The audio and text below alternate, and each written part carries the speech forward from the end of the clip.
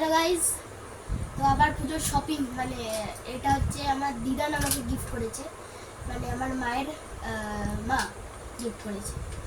মানে আমাকে জামা প্যান্টও দিয়েছে, তার সাথে এটাও দিয়েছে। আমি জানি না তোমাদের কি আছে, তো এখন খুলি। সারপ্রাইজ দিয়েছে আমার দিদান।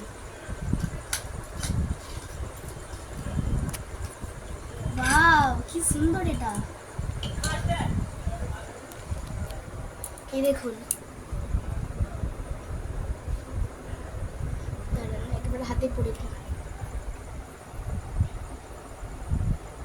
এই দেখুন, কি সুন্দর না? আমাকে সারপ্রাইজ দিয়েছে বলে আমাকে কিচ্ছু বলেনি, এইটা আমাকে দিয়েছে, গিফট করেছে। আপনারা ভাবতে পারছেন?